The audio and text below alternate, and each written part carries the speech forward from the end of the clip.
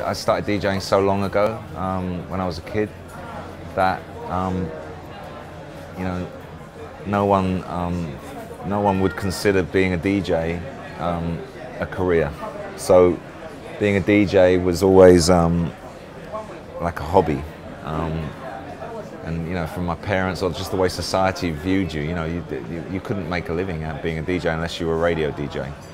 It was never a proper job. Hence how I got another job.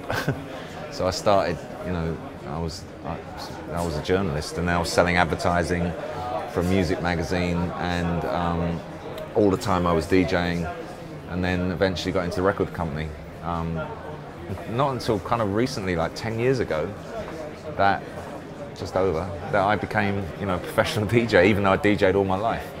So I suppose that's why I'm still DJing, because I think maybe if the only thing I'd done is DJing, I probably would have stopped by now or done something else. But because I've always had other things to do, that keeps the DJing side quite fresh, Well, I think music's still going to be huge, and will continue to be huge, and I'm sure will be a major part of people's lives for eternity.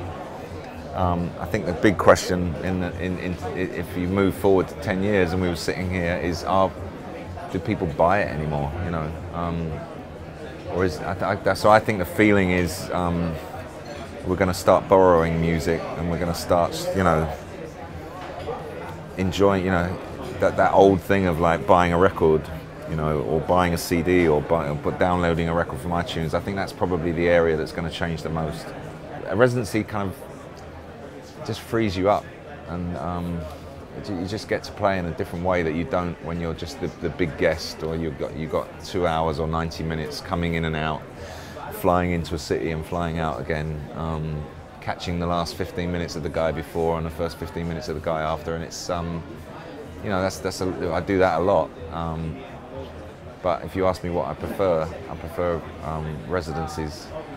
So I think Ibiza still is the place, and Pacha's kind of a bit of a spiritual home for me. So I think that probably still has to be number one.